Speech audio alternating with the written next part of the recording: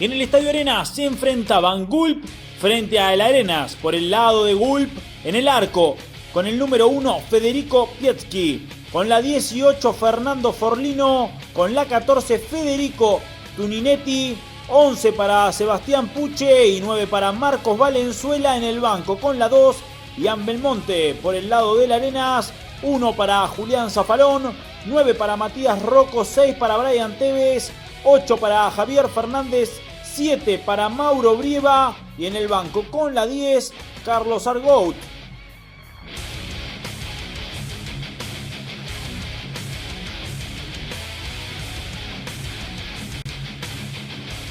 El Arenas llegaba de ganar en su primera presentación y Gulp quería comenzar a encontrarle la vuelta a este fútbol de alto vuelo al que debe acostumbrarse. El primero en lastimar fue el equipo del Arenas, con varios remates que inquietaron a Federico Pietzky hasta que Matías Rocco logró vencer la resistencia del arquero y poner las cosas 1-0 para los de negro. Lejos de desanimarse, los de Gulp comenzaron a buscar y llegaron al empate con un gran remate de Federico Tuninetti desde mitad de la cancha, en el que nada pudo hacer el uno del Arenas. Posteriormente, Marcos Valenzuela estrellaría un potente remate en el poste. Sebastián Puche quedaba cara a cara con Julián Zafalón, pero el arquero ganaba la pulseada en la que, favorecido por el rebote, Arenas salió de contra y casi llega al gol con un envío de Rocco que no llegó a desviar Brieva. Pero en la siguiente sí pudo, ya que un leve roce de cabeza desorientó al arquero de Gulp y le permitió al 7 poner a su equipo 2-1 arriba. Un error de Zafalón en la salida le permitió a Gulp llegar al empate luego de una gran sesión para nada egoísta de Puche, que lo vio mejor ubicado a Valenzuela y le cedió la pelota y la chance de ser el goleador del partido, aunque también finalizó con 4 goles Mauro Brieva. Y al ser sus anotaciones determinantes para que el Arenas se llevara el triunfo, terminó siendo elegido el 7 como la figura del encuentro. Gran cambio de imagen de Gulp, a pesar de no haber conseguido la victoria, dejando la puerta entreabierta para un pronto triunfo. El Arenas sigue invicto y espera seguir por el mismo camino.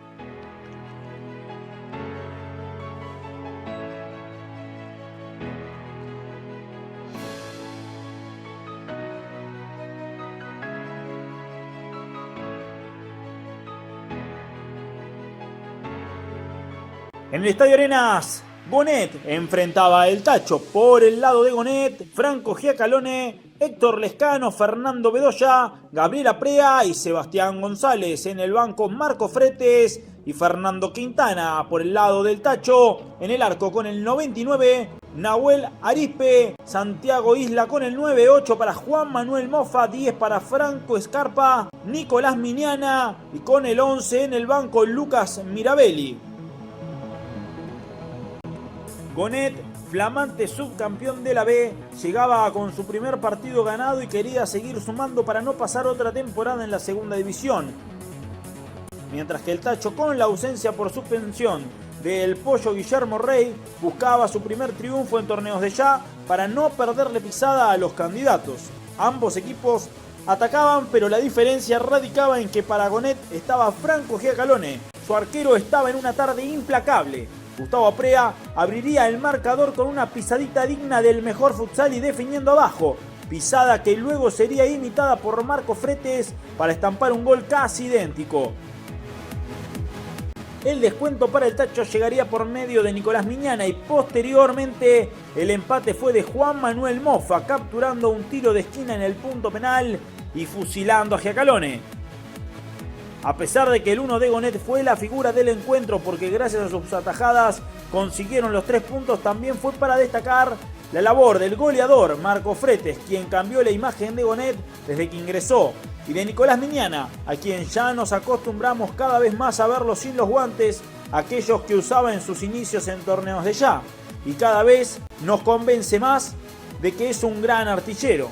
A Gonet se le viene Charleston en la tercera, un equipo que viene en levantada y está muy cerca de conseguir los primeros 3 puntos, mientras que por el lado del Tacho se viene una prueba de fuego, enfrentando al equipo de Mauro Brieva, el Arenas.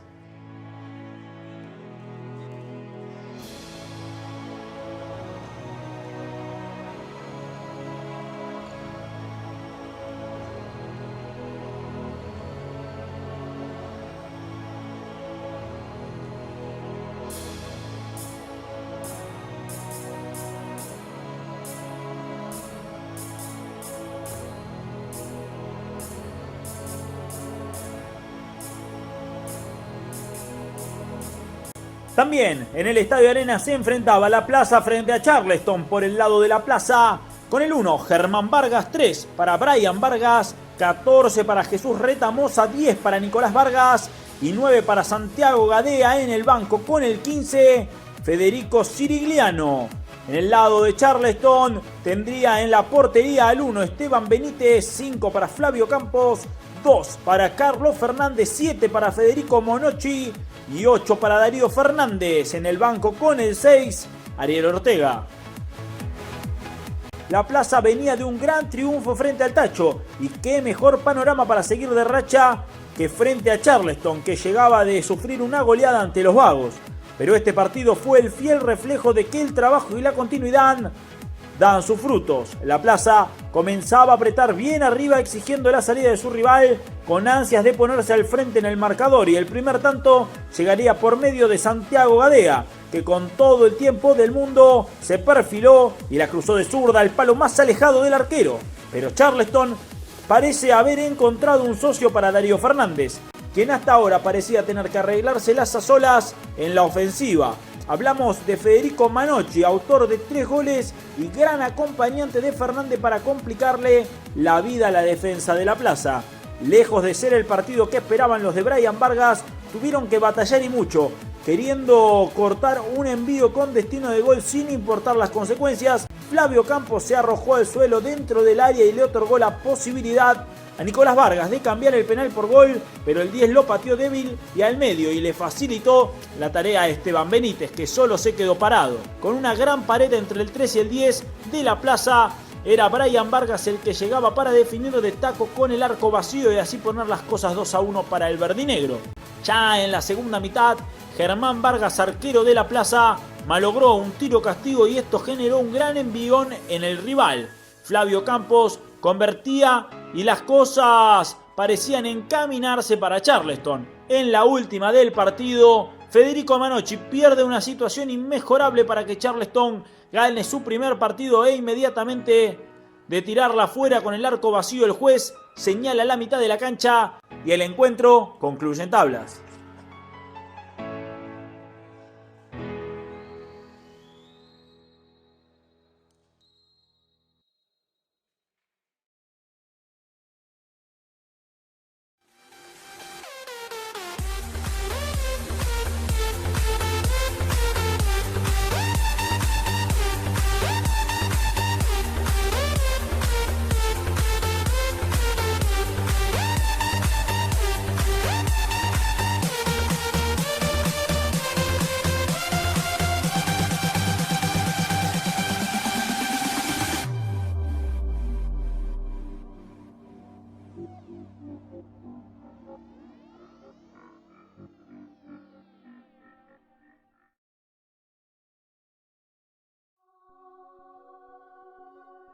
En el Estadio Arenas, Montechingolo enfrentaba a Albariños. Por el lado de Montechingolo, con el número 1, Raúl Roldán, 4 para Leandro Gómez, 3 para Cristian Godoy, 2 para Mariano Almaraz y 9 para Lucas Gómez. Por el lado de Albariños, en el arco con el 1, Emanuel Cler, 14 para Maximiliano Gutiérrez, 6 para Pedro Cler, 5 para Cristian Fariña y 13 para Jonathan Sequeira. En el banco con el 21, Miguel Lizarraga y la 9 para Facundo Alarcón. Albariño venía de disputar un gran partido frente a Unidos, mientras que Chingolo llegaba con derrota. Los antecedentes marcaban un precedente de cómo se daría el partido. Chingolo iba en busca de la apertura del marcador y tenía 2 grandes ocasiones. La primera, una buena combinación entre Lucas Gómez y Mariano Almaraz, que llegaba a cortar con lo justo de Manuel Cler. Y la segunda, una nueva pared entre Almaraz y Gómez. El 9 definió de rabona, pero lo encontró bien parado al arquero de los de verde, que hasta ahí salvaba las papas.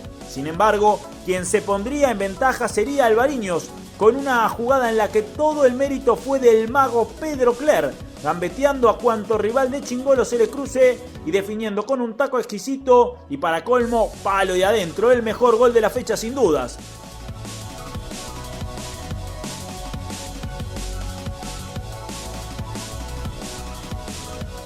Tras un pelotazo de Pedro Cler que no llegó a destino, el rechazo de Godoy habilitó a Leandro Gómez, que con un amague desparramó al arquero y definió con clase para poner el 1-1 parcial. Una pérdida de Chingolo jugado en ataque facilitó la contra de Alvariño para que Maxi Gutiérrez llegara solo y pusiera las cosas 2-1. Implacable el 14 de cara al gol, que también sería el encargado de poner el 3-1 con algo de fortuna tras desviar un envío de Fariña. Un buen remate de Lucas Gómez obligaba a la enorme respuesta de Manuel Cler, que seguía dando garantías en el arco de Alvariños. La figura del encuentro fue el número 5 de Alvariño, Cristian Fariña, hermano de Luis Fariña, exjugador de Racing, que convirtió 5 tantos y la aguantó como un clásico pivot de los que no abundan dentro de esta competencia. Para el Alba se viene un partidazo frente a uno de los mejores equipos de la B, los Vagos. Un partido para alquilar balcones y disfrutar de dos equipos que saben tratar el balón. Por el lado de Chingolo ya no habrá próximo encuentro, ya que por motivos que se escapan a la organización del torneo decidieron no seguir siendo parte de la competencia y ya se prepara el equipo que reemplazará a Montechingolo.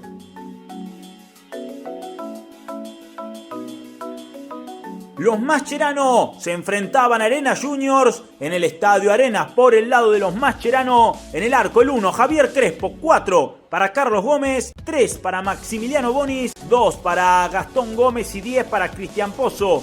Por el lado de Arena Junior en el arco con el número 31, Brian Zambiti, 3 para Nahuel Albos, 7 para Nicolás Fernández Gess, 9 para Axel Sosa y 4 para Daniel Maqueda. En el banco con el 5, Brian Varela y 8 para Jonathan Vitetto.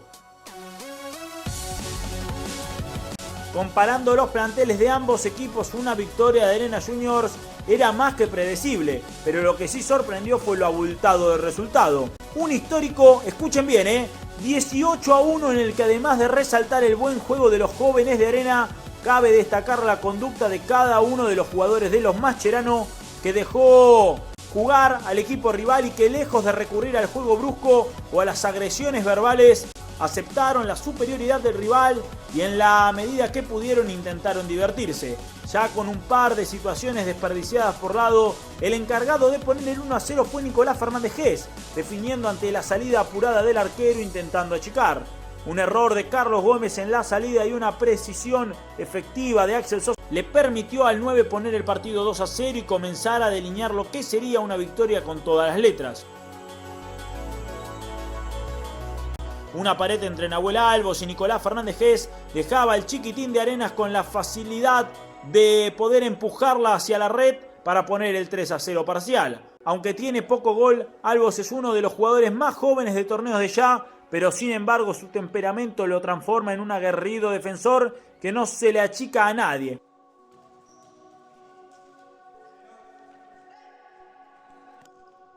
Con delanteros como Sosa y Fernández Gess, fueron muchas las facilidades que le otorgaron los Mascherano a Arena Junior, que a pura pared en su mayoría de veces la dupla ofensiva llegó a definir con pase al medio, algo que para los arqueros es casi imposible de contener. Para no terminar zapatero, Gastón Gómez pudo conseguir el descuento con un gol muy extraño donde definió con el gemelo izquierdo y de espaldas al arco. 7 de Sosa, 6 de Gess, 2 de Albos, 2 de Maqueda y 1 de Vitetto para una goleada sin atenuantes y el consuelo para los Mascheranos de creer que al menos no habrá partido peor que este.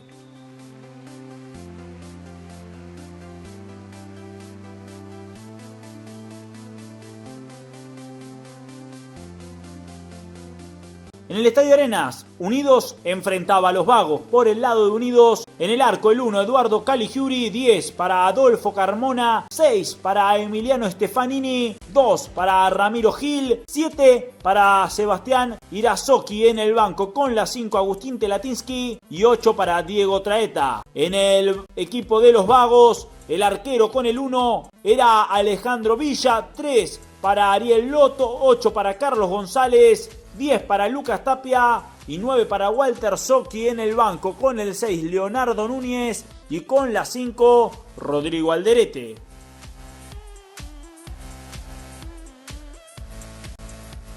Unidos volvió a disputar el partido de la fecha, esta vez frente a los Vagos, pero aún no puede sumar de a 3. Unidos arrancó con todo, sabiendo que tendría enfrente a un durísimo rival como lo es el equipo comandado futbolísticamente por Tapia. Fueron los de azul los que tuvieron la chance de abrir el marcador, pero Ariel Loto a puerta vacía dilapidó una ocasión inmejorable. Como dice el dicho, los goles que no se hacen en un arco se sufren en el propio. Y así fue que Adolfo Carmona, luego de trabar con Alejo Villa y ser favorecido por el rebote, puso el 1-0 a favor de los Unidos. Gran recuperación de Tapia y pared con Socchi para dejar al 10 solo frente al arquero. Y para nada egoísta, el petizo decidió enviar el centro para que Carlos González, que estaba mejor ubicado, pudiese definir. Y fue Sebastián Irazoqui, en el afán por evitar el gol, quien se tiró al suelo dentro del área y le otorgó un penal a los vagos, que Lucas Tapia se encargó de cambiar por gol en una definición muy precisa.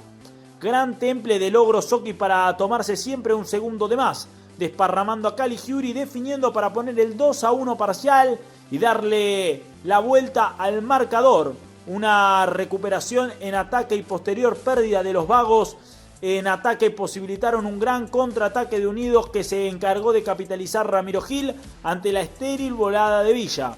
Hasta aquí el partido era de ida y vuelta, pero Unidos dominaba un poco más, aunque el que lograba ponerse por encima en el tanteador eran nuevamente los vagos, gracias a una gran sesión de Carlos González hacia el ogro Socchi, que solo tuvo que soplarla.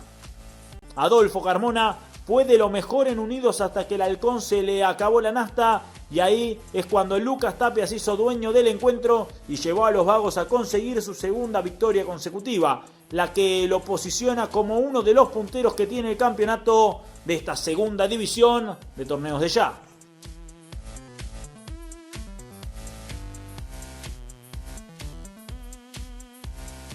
Si te perdiste algún resumen de nuestro apasionante torneo, suscríbete a nuestro canal para saber todo lo que pasa en el mejor torneo de Zona Sur. Ya sabes, quédate pegado a la pantalla, que lo mejor está por venir siempre en Torneos de Ya.